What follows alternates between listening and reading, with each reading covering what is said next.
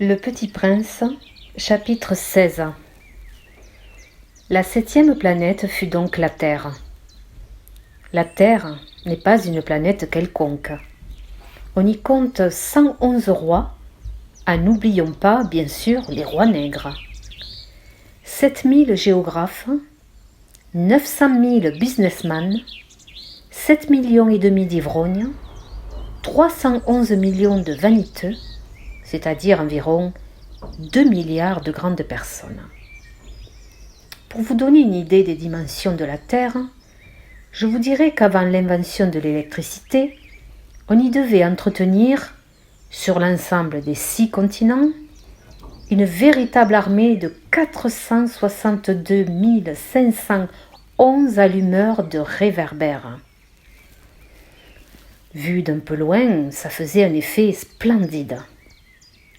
Les mouvements de cette armée étaient réglés comme ceux d'un ballet d'opéra. D'abord venait le tour des allumeurs de réverbères de Nouvelle-Zélande et d'Australie. Puis ceux-ci, ayant allumé leurs lampions, s'en allaient dormir. Alors, entraient à leur tour dans la danse les allumeurs de réverbères de Chine et de Sibérie. Puis eux aussi s'escamotaient dans les coulisses. Alors venait le tour des allumeurs de réverbères de Russie et des Indes, puis de ceux d'Afrique et d'Europe, puis de ceux d'Amérique du Sud, puis de ceux d'Amérique du Nord. Et jamais ils ne se trompaient dans leur ordre d'entrée en scène. C'était grandiose. Seule l'allumeur de l'unique réverbère du pôle Nord et son confrère de l'unique réverbère du pôle Sud menaient des vies d'oisiveté et de nonchalance. Ils travaillaient 2 fois par an. Le Petit Prince, chapitre 17. Quand on veut faire de l'esprit, il arrive que l'on mente un peu. Je n'ai pas été très honnête en vous parlant des allumeurs de réverbères. Je risque de donner une fausse idée de notre planète à ceux qui ne la connaissent pas. Les hommes occupent très peu de place sur la Terre. Si les 2 milliards d'habitants qui peuplent la Terre se tenaient debout et un peu serrés, comme pour un meeting, ils logeraient aisément sur une place publique de 20 000 de long sur 20 000 de large. On pourrait entasser l'humanité sur le moindre petit îlot du Pacifique. Les grandes personnes, bien sûr, ne vous croiront pas. Elles s'imaginent tenir beaucoup de place. Elles se voient importantes comme des baobabs. Vous leur conseillerez donc de faire le calcul. Elles adorent les chiffres, ça leur plaira.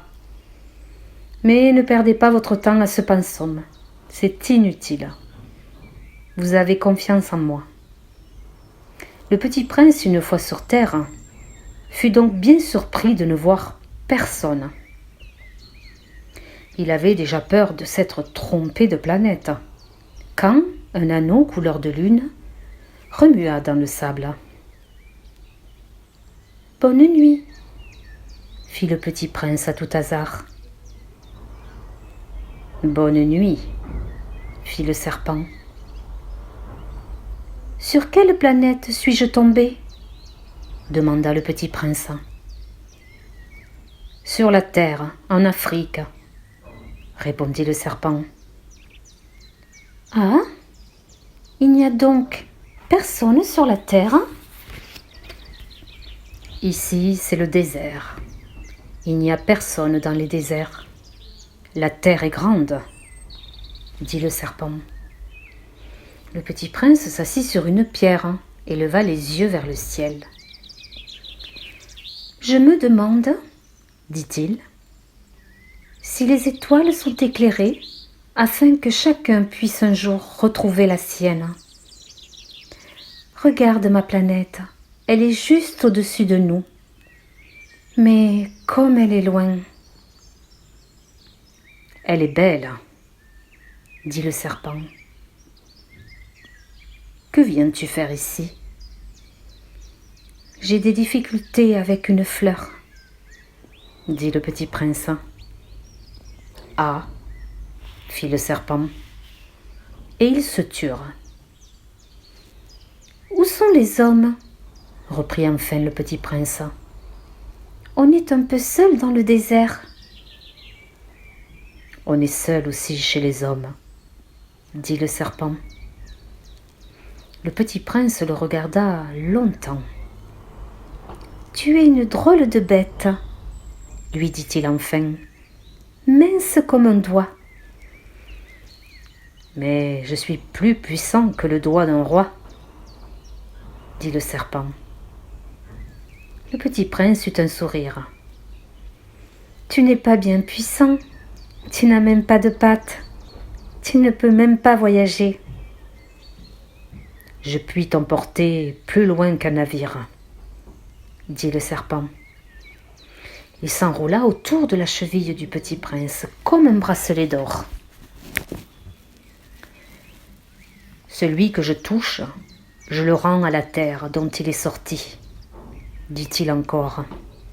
Mais tu es pur et tu viens d'une étoile. Le petit prince ne répondit rien. Tu me fais pitié, toi si faible, sur cette terre de granit. Je puis t'aider un jour, si tu regrettes trop ta planète. Je puis... Oh, j'ai très bien compris, fit le petit prince. Mais pourquoi parles-tu toujours par énigme ? Je les résous toutes, dit le serpent. Et ils se turent. Le petit prince, chapitre 18. Le petit prince traversa le désert et ne rencontra qu'une fleur. Une fleur à 3 pétales. Une fleur de rien du tout. Bonjour, dit le petit prince. Bonjour, dit la fleur. Où sont les hommes ? Demanda poliment le petit prince. La fleur un jour avait vu passer une caravane. Les hommes, il en existe je crois 6 ou 7. Je les ai aperçus il y a des années. Mais on ne sait jamais où les trouver. Le vent les promène. Ils manquent de racines, ça les gêne beaucoup. Adieu, fit le petit prince.